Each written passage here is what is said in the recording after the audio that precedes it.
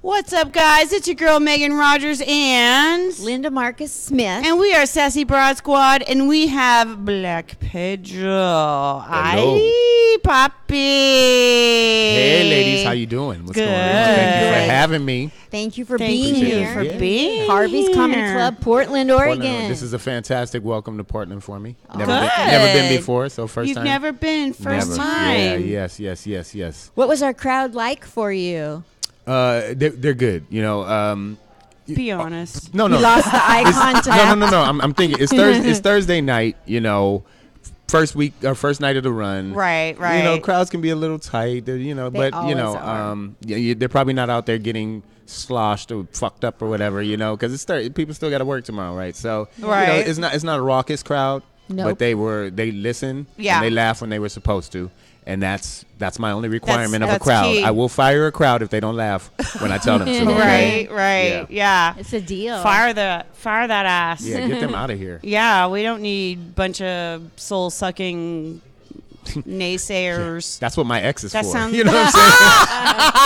Like, that job's been filled. Sorry. When I went back to meet you and invite you to the podcast, Yes. Shang said that you and Shang are both on a radio show. Yeah, so Can you you can speak to that? Yeah, you can us. check me and Shang out live every Tuesday from 3 to 5 Pacific Standard Time on Dash Radio. So you can go Okay. you can go to the iTunes Store or Google Play and download Dash Radio is the app. Okay. Our channel is Marcus King Presents Dash Comedy. Oh, right. And our show is called Savage as Fuck. Oh, I love it. Yeah, Savage as we fuck. basically just talk about like baking recipes. That's savage as Yeah. fuck. Tell me about them chocolate chip cookies. That's Exactly. savage as fuck. That's double chocolate chip, motherfucker. No, we get into politics, entertainment, hot topics, all the gossip. But you know, I we're like two politics. comedians unleashed, and That's just nice. speaking freely. Right. So yeah, check that out. I like that. We Yeah. kind of do the same thing. Linda's put a leash on me. I'm not allowed to do politics because, Do you start foaming at the mouth? I do start foaming at the mouth. That's all right. It's just, it's hard because he feeds me so much jokes. Yeah. I mean, he makes life just so easy as a comic. I love how she's referring to him like it's Voldemort. She's like, It is the name we Voldemort. shall not pronounce. Yeah. There he is. Oh my gosh. She Wait. puts a leash on me too because I can say the most awkward things and push the wrong buttons. Okay. Oh my gosh. That's all. You know? That's somebody's got to do that It's too. physical buttons, though. It's Yeah, all. like, yeah. It's tech Not physical emotional buttons. buttons. No, No. She'll not just emotion- shut down the show in the middle, like Yeah, she'll be like, "Oh, I think I should hit Oops. this button." I'm like, "God, no." What does this da-da." chord do? Yeah, right.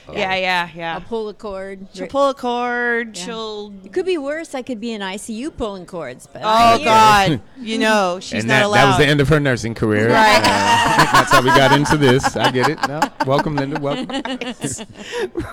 Our failures lead to successes eventually. You know? Eventually. Yes. Just hang in there, guys. You do like me. You know, and that's hang a in there. nice segue It is. of how did you get into Yes. comedy? How did I get into comedy? My freshman year in college, a friend of mine, you know, we used to have meals together and clown around and joke, and she was just like, "You should do stand-up comedy at this talent show I'm putting together." Yeah. And I was like, okay, like literally Done. just like that. Didn't even think about it, and then kind of walked away from that meal and was like, wait, what the fuck did I just say I was gonna do? And so then, you know, I went and wrote a routine, and yeah, it went well. So I just I kept doing it.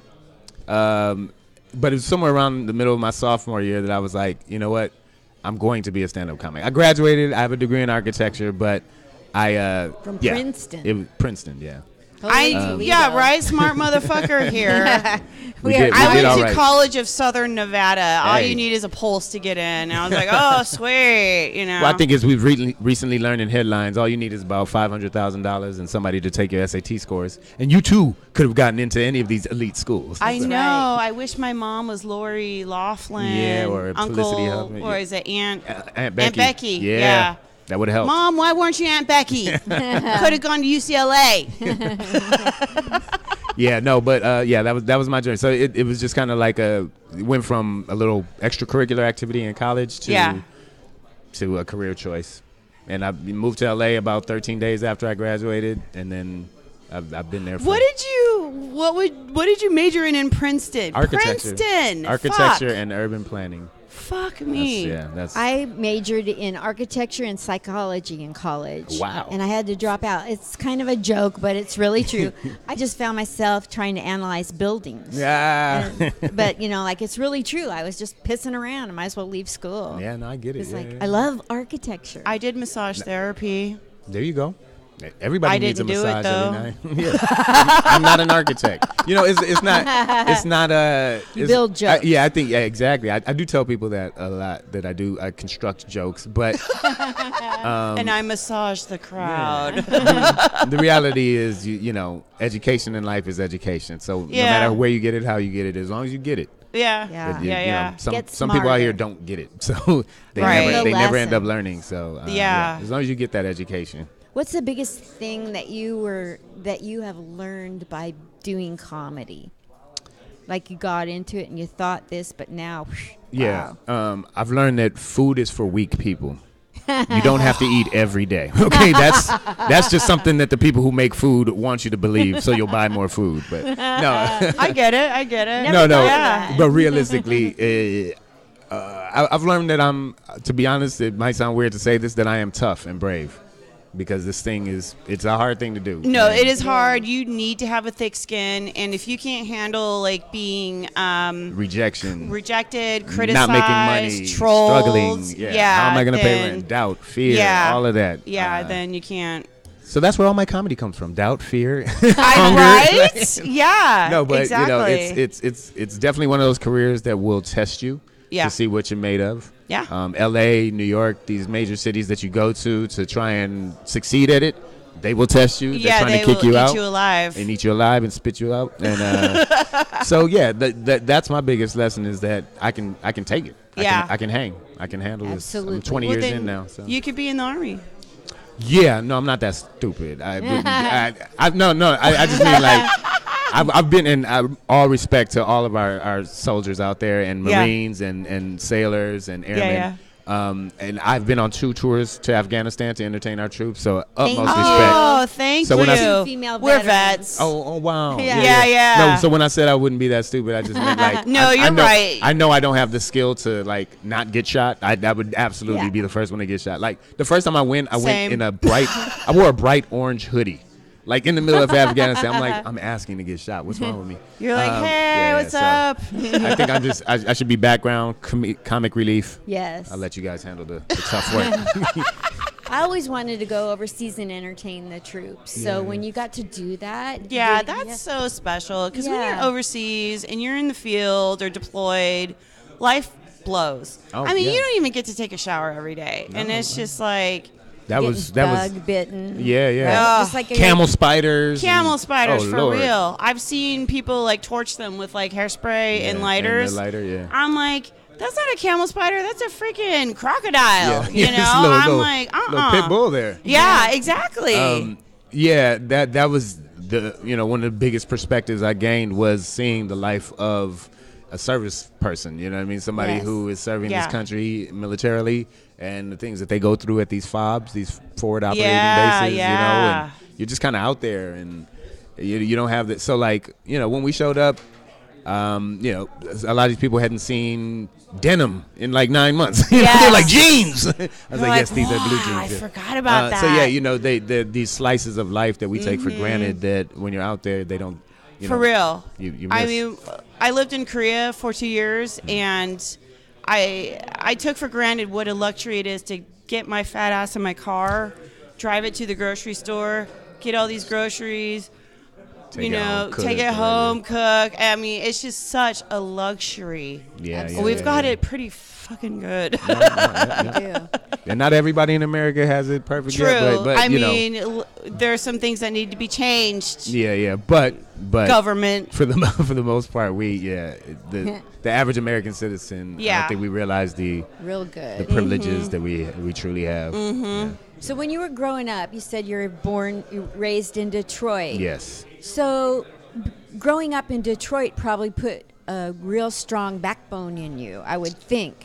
Yeah. Because Detroit's not been known for being an easy place for people to live. No, yeah, it's so speak to that a little bit, how that helped prepare you for comedy.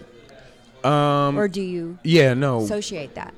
for sure. I mean, I think Detroiters in general, we are of a blue collar nature. Yeah. You know, this is a labor town. My mother was the first female skilled trades mechanic to ever work for Cadillac Motor Company. Oh, So you know, Toledo. General Motors for 33 years. Love it. So you know, these are just kind of the foundations of, you know, average Detroit families, and I think that it's a city that's been neglected and abused and Yep. you know, looked Yeah. over and underfunded, and you know, through all of that, I grew up, and I would say I had a happy childhood, a great childhood. It's a place Right. that I love, that I'm fond of. So, you know, it's one of those places. It makes you tough. You got to be tough. Right. And then you carry that out in the world with you. So, can I get ugly and ask you about how you feel about Flint, Michigan? Because I'm still like not cool with What's happening? Yeah. the drinking water, and why isn't anybody talking about this? And why isn't anybody doing anything about it? I mean, this Well, is what? What's the deal? So for me, my theory, and I didn't create it necessarily, but Right. it makes the most sense to me, is that okay, so just a little background. My mother's house is up for sale in Detroit, right? She recently moved to Vegas. Oh, good. It's in Lafayette Park, which is a historic neighborhood designed by a really famous architect named Mies van der Rohe. Okay. So it's one of these coveted neighborhoods in Detroit as they're gentrifying the city, right? So a couple years ago, there was a group of New Yorkers who were making runs on places in my mom's neighborhood, and they were just like throwing money in the air. They're like, we will pay anything above your best offer. Like they were, you know, $400,000-$500,000. Wow. You know, unheard of prices really in Detroit, right? Yeah. And that was when I first started to question, like, why are groups of New Yorkers making runs on my mother's neighborhood? Like, I Right. couldn't quite understand. I mean, it's nice property and blah, blah, blah. I can't remember what the other link was that connected the two dots for me. But then at some point you realize I'm from the Great Lakes state. And Michigan has 20% of the world's fresh water supply. Yes. Wow. And something like maybe 60% of America's fresh water Yes. supply. And as we, you know, we're on the Twitters and the Instagrams and we're worried about this and that, at some point we need to realize that life on this planet might get back to just how do I eat, how do I drink, Yeah. you know, how do I keep the sun from frying my face off. So Right. I believe that entities are making a run on the water in Michigan.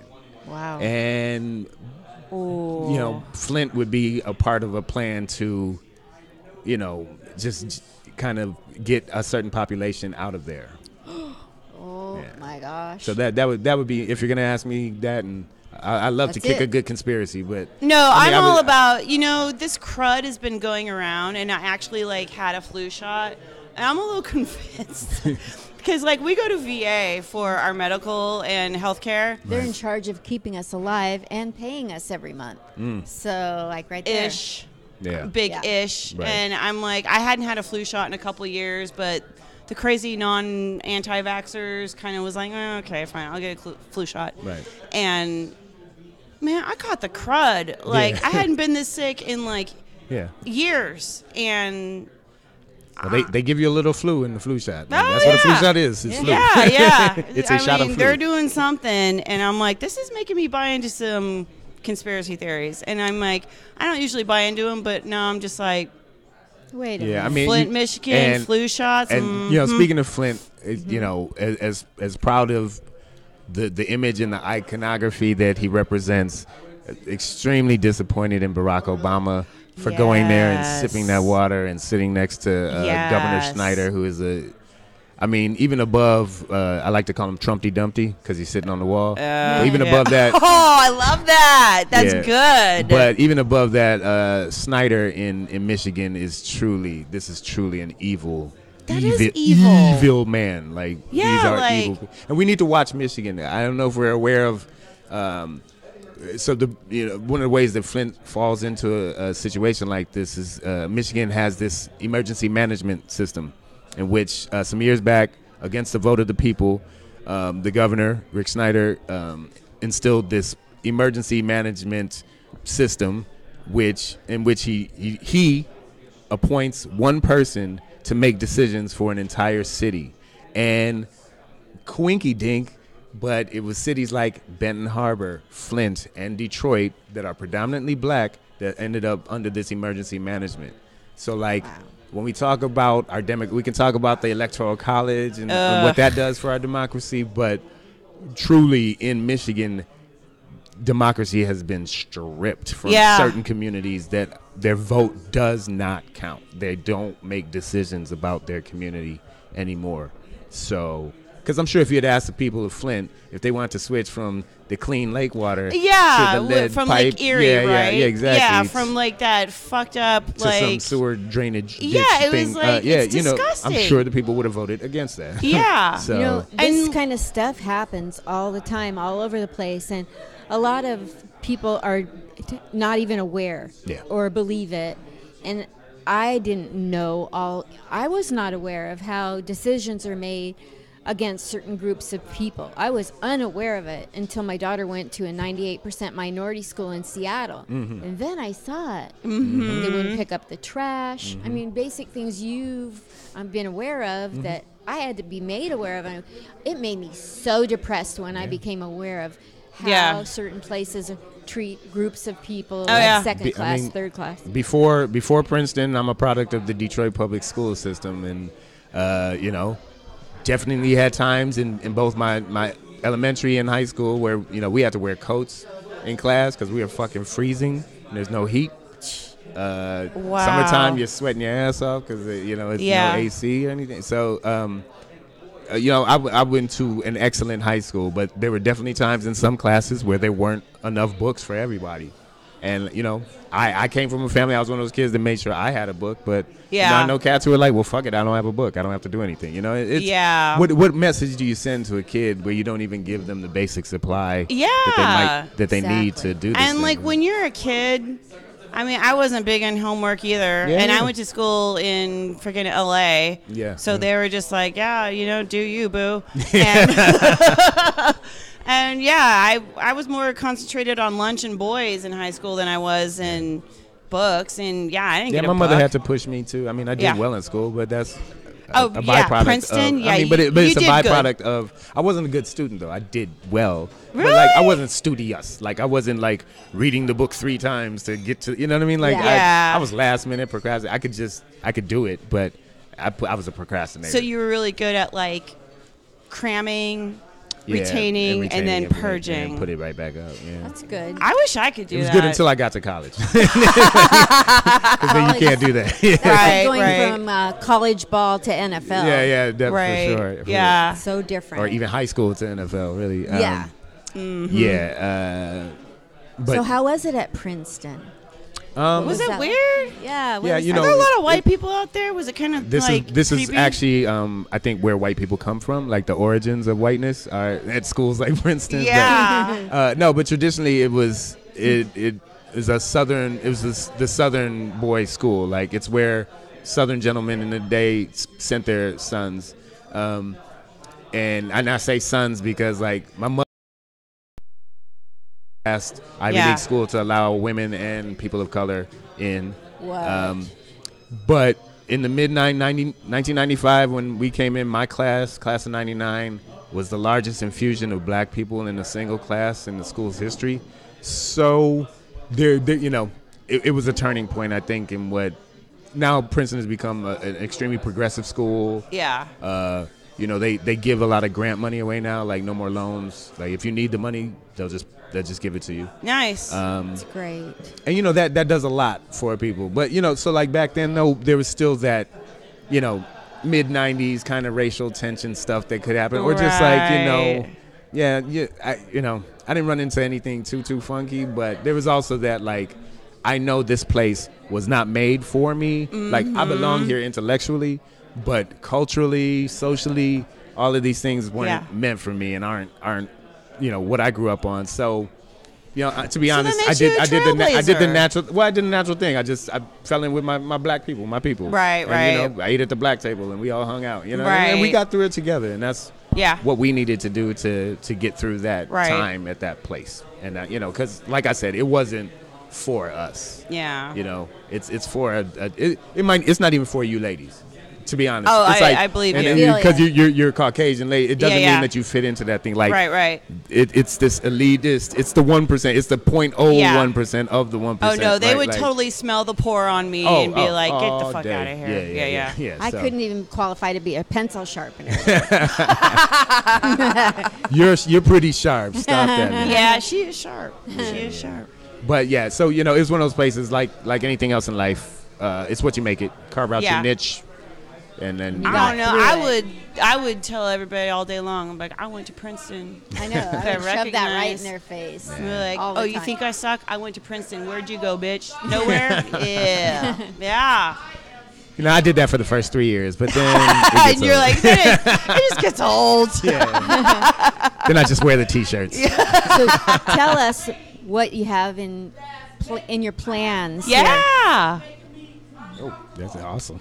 Tell us what you have in your plans while we're being... Yeah, I don't know what's going on. It's a political rally is broken up. I think so. This is not fucking comedy. Somebody can come up here and touch my chest. Right this moment, you will not sexually harass me. My name The show just took a twist. I know. She's been reading my book. I used to do comedy around here, but lately I started having medically induced attacks that I had never had before in my life. Medically induced attacks. I'm going to the back and forth. I don't know. Racing for no reason. I guess she's having panic attacks. Okay, I'm having a heart I'm just whispering to keep our viewers entertained. Yeah, sorry guys. This is going to be our most viewed podcast. Probably. There's a lady just flipping out. Is this a camera here? Yeah. There's a lady flipping out in the bar. I don't know what she's doing. I don't know if you can hear her. I have this glass of water in my hand. I just got out this car with this lady that drive left. Her driving was so bad. Okay, all of this is about a bad Lyft ride. Let me tell you something. Hey, so they're traumatizing. I see you, Portland. You're trying to fuck with me. I know what you're doing. Trying to fuck with you. On my first day, you're going to do this shit? After my set and I'm sitting in the Lovely podcast and then you're going to put this shit behind me, Portland? That's how you're going to do me? Is this some Portlandia shit? Is that Fred Armisen in blackface? Doing some fucking shit? Hey, what is going on here, Portland? Help me out. One of the... Riding a dick you're used to. Nice. I want to ride a dick I'm used to. I have one you could acquaint yourself with later. No, I'm just Don't play. Watch out, girl. Watch out. All right, let's cut this short. Let's cut this short. Cut it. We were military. We know how to take her down, don't we? Mississippi. Mississippi. I don't know what this is. Let's get back to the podcast. Back to us. Yeah, this podcast. That was amazing, though. It was pretty awesome. We have welcome to viewers. Portland. Yeah, we have viewers that would like to follow you. Oh yes, Yes. Like please stalkers like us. This is very important. We're gonna stalk come you. on, Let's lady. do I stalk that. back. I stalk right back. Don't play. We'll just be outside each other's bushes. Like, I see you. I see you too. Did he say outside the bushes? Just in the bush. In the bush. In the same bush. Two in the bush. Right. Okay, back to you. Yes. All right. So I'm Instagram heavy focused. That's my focus. So follow me on Instagram at Black Pedro. At Black Pedro. That's spelled Black and then Pedro. All one word. Just at like Black just Pedro. Black Pedro. That's it. Yeah. Get at me there. Also, I'll slide into your DMs too. Get in there, girl. It goes down in there. And then check this out. Also follow our radio show, Savage AF Absolutely. Radio, on all social media platforms. Savage AF Radio. That's Okay. it. Yeah, get at us, guys. We'll be And watching you're on, that Tuesdays 3 to 5 Pacific Standard Time. Yes. Right. yes, You're yes. on iTunes and Google Play. We do release it as a SoundCloud. podcast as well after the live broadcast. Are you so, on YouTube also? Not yet, but we're getting our Y'all cameras. need to get on YouTube. Don't yell at me, woman. I'm trying. We got to get cameras and all We're this. trying to. We brought entertainment for I you. know. I see. I know, right? I got a backup comic tonight. I know, right? No, but your setup is nice. You got lights and cameras and action. I'm I like trying. I'm The trying. action, and I'm more the camera. That's it. As long as That's a lie. that's how we combine that. I love that. Yeah, but follow Black Pedro. Like, Black I Pedro. appreciate And I'll it. link everything below in this video. Thank you. Thank Yeah, you so much. absolutely. Thank you for having me, ladies. This Thank was you for so being much. here. amazing. You sassy broads, you. Wow. You sassy dames. Stop it. You say that to all the broads. I do. I actually do. I do. Oh, I thought I was special. I'm still joking. sliding into your You DMs. slide, girl. Slip and slide. slide. Watch what happens. Thank you, though, ladies, for Thank having you me. so I much, Thank appreciate you it. so Pedro. much, My Pedro. pleasure, for sure. Black for sure. Pedro. Follow him on all the Instagrams. Yeah, I've had a couple glasses of wine, but it's my podcast. I'll do what I Mind want. your business. you mind your business. Mind your business. So what if this wine came out of a box? You mind your I like that's the best kind. And we're signing off. Say bye.